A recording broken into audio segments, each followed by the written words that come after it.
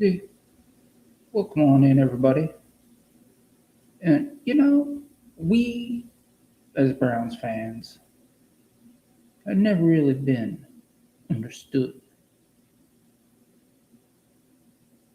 and we've always been on a journey of discovery, a journey to find our place. We've always been passionate, we've always been capable, but there's always been something, even when we are at our best, that hold us back. Well, I think this year we got something. You see, we have leaders, we have talent, we have everything we haven't had since the 2001 season. And even then, we found a way to mess it up. Not us per se, but the organization. I don't, I have a feeling it's not going to happen this time. You see, last year during the draft, I took a few players out of that draft. And I started calling them the Tamil Kings. See, the Tamil Kings were warrior traders back in South Africa during the early years of civilization. Three trading nations that always warred with each other in rivalry, but always came together when people came in. They traded spices, they traded jewels, the spice of life. Those three players were Harold Fannin Jr., Quinshawn Judkins, and Shedeur Sanders. All three of these men have impressed so far in the off season. Highly impressive. Fannin and Sanders were in camp, and they've both been looking like breakout stars.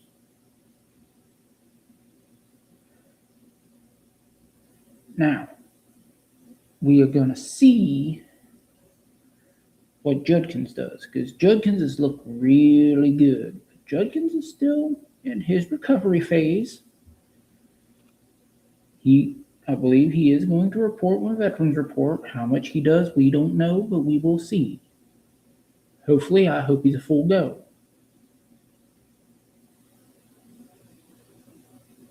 But the thing is, this year, we are in line due to the Tamil Kings, and what we don't get is that they have an expansion. See, the Tamil Kings expanded over years, and there's already one expansion that's happened. See, I predicted Isaiah Bond would expand, but we haven't really seen it yet. He's impressed. We haven't seen the expansion there yet. Casey Concepcion had a really rough start. He'll probably expand a little bit, but we haven't seen any evidence yet that he's going to expand to be one of them, that we hope he will. But where's the expansion? Well, you say the most impressive person in camp, Mr. Denzel Boston. Denzel Boston may very well lead the expansion of the Tamil Kings. And here's the thing, when you see those guys and you see them all making headlines, when you see them all balling out, that right there It's when you see dynasties being made.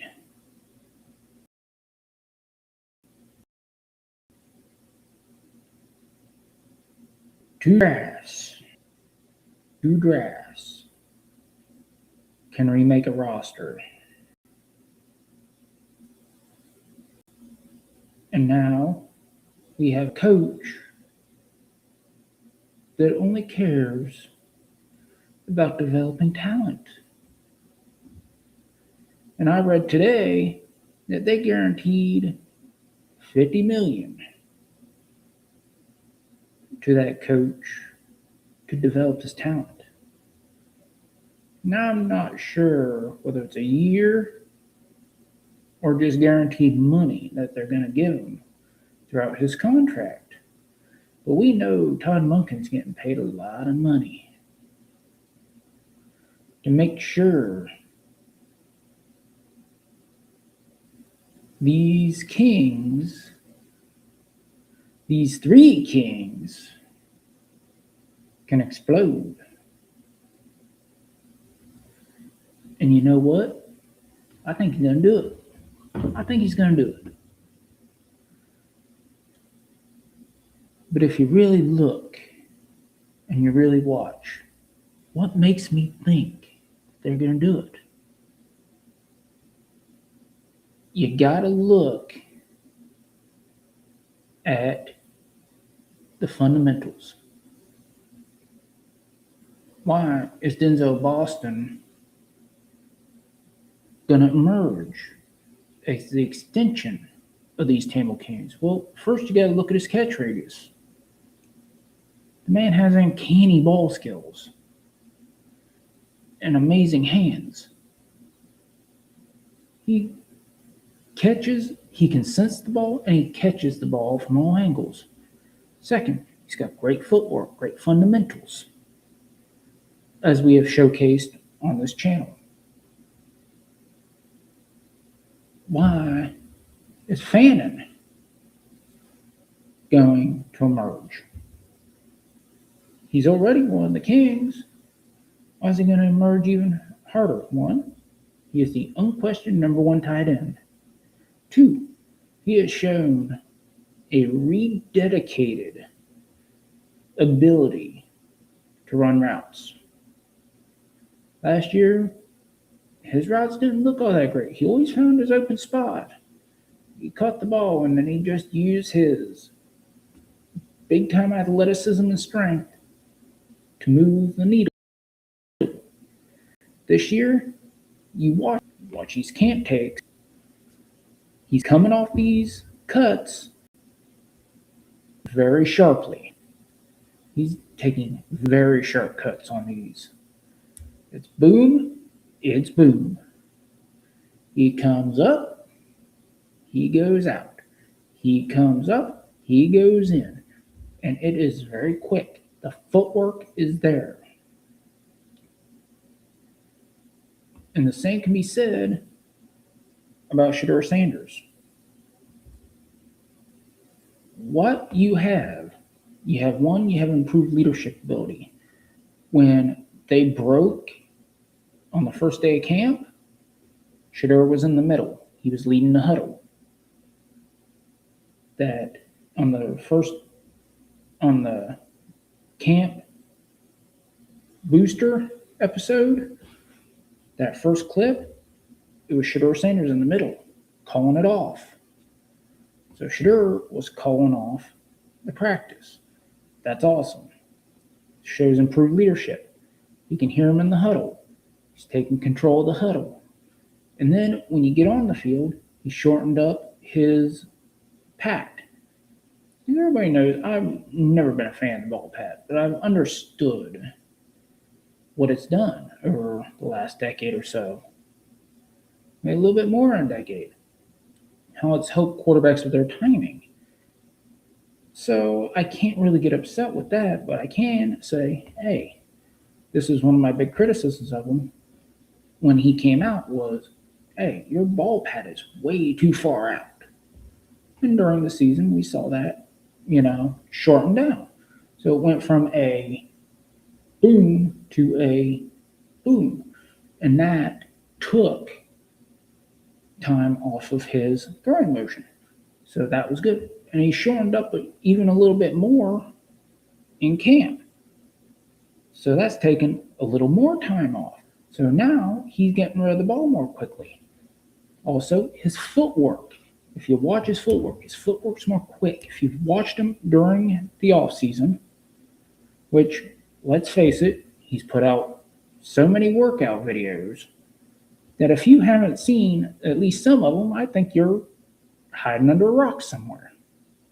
But if you pay attention to the footwork, he did a lot of work on his footwork this off season. He did a lot of work there, and it's paying off. You're seeing his feet are quicker. He's getting to the place more quickly, and he's able to see downfield more because he's not thinking about his feet. He's worked on his feet a lot during the off season, and he seems to be ready to take that next step. And anybody who's watched camp, any clips at all, there were even a couple days where you saw pretty much every throw from every quarterback. All you had to do was piece together what each person was putting together and know how long the practices on the field went, and then put them all together from the different throws. And you're like, oh, you pretty much showed every throw. Takes a little bit of work, but you get it done. And then you got Quinshon Judkins.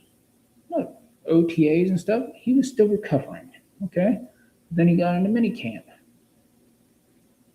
And you could see he's quicker, he's more explosive, looks stronger, looks to be in better shape. He's hitting the holes better. He caught some passes that he... And now, since he's hitting the hole more quickly, what we're going to get into is look at the offensive line. Because the offensive line has to hold at their end. Big reason he got hurt, I believe, was because he was getting hit on an average between 3 and 5 yards in the backfield every time he touched the ball. And getting pounded and pounded and pounded and worn down and worn down and worn down over the course of a season because you're getting hit behind the line is incredibly difficult for any running back, especially one that's being asked to carry as much as he was asked to be carrying last year. So I expect with the new offensive line, which I believe is far improved from anything he had last year, even when the Browns' offensive line last year was at 100%, which by the time he got injured and Shedeur Sanders got in there, it was Arby's-esque, where's the beef? That's all you had. You had beef, but thankfully you had muscle. You didn't have any muscle in the beef, because eating that would have been even more sickening than what we got a hold of, what we had to stomach. So if we were having trouble stomaching the beef that was being served up, well, should have seen Sanders, who was scrambling for his life, led the team in rushing twice. Judkins got injured, and even guys like Isaiah Bond couldn't really make headway because didn't have time to get open. And here's a little hint for the people who love to have the statistics on their side. When you are averaging, say, let's use it in quarterback terms, because it's a football show, so why not? If you average 1.5 to 2.2 seconds to throw, that ain't good. But then, every once in a while, you get a 5 or 6 second clip. It's going to artificially inflate your numbers. Now, you take out, I haven't done the math because that's a lot of snaps. I'm not going to do that type of math. Maybe one of these days ESPN will do it for me, and then that'll make things much easier to figure out. But if you hit, say, 10-15% of your dropbacks at, say, 5 seconds, 6 seconds, but 60% of those dropbacks, let's go 70% of those dropbacks, are 2.2 to 2.5. Then you had that other 15% that's like 1.5 to 2 seconds.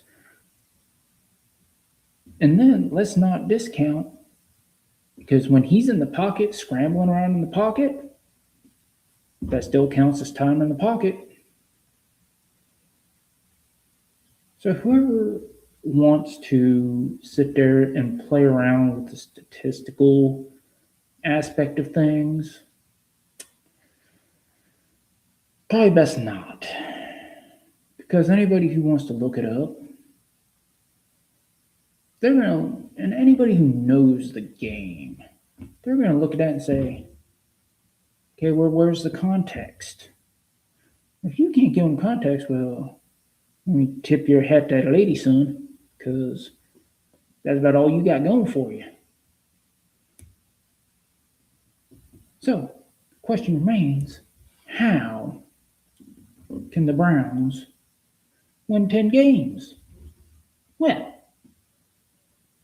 accountability and discipline. That's where Todd Monken comes in. Todd Monken becomes the person that holds those Jerry Judys and those offensive linemen and those people that ain't doing what they're supposed to be doing. He's the one that holds them accountable. The report that Deshaun Watson wasn't being held accountable by Kevin Stefanski. Not under Todd Monken's watch.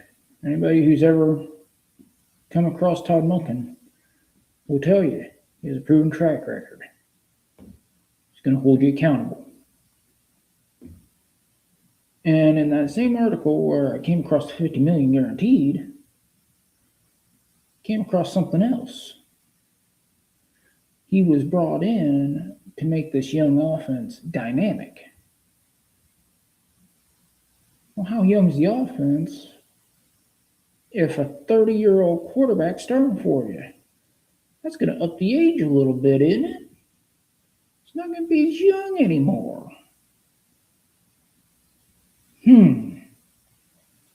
Interesting sign. Among the other interesting signs we've seen this year. So, can the Browns win 10 games? Oh, yeah. Definitely they can win 10 games. Will they? Maybe. It is a very big possibility. This could be the watershed moment in franchise history. The watershed season. The one that changes the trajectory of the franchise. Where they get their franchise quarterback. They get their franchise number one. They get their best special teams player and slot receiver since Josh Cribbs and Jarvis Landry and Casey Concepcion. Where they get the best tackle that they've had since Joe Thomas. See this background I got there? See those pennants? Take a look. It's Cleveland Browns. That's what we're looking at. Shedeur and the gang, I believe this year they put the watershed moment and they start early. And you know what? I'm going to put it up early because I think there's going to be a lot of shaking going on. And we're going to find out exactly what this new generation is capable of. So, for any of you wondering, if you like this video,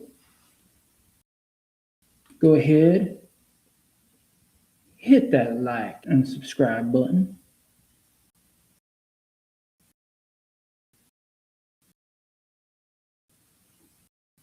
Be ever here, folks. Go down that ding, hit that like. Maybe watch a couple of our other videos that you'll see right here. And as always, this shot's on us.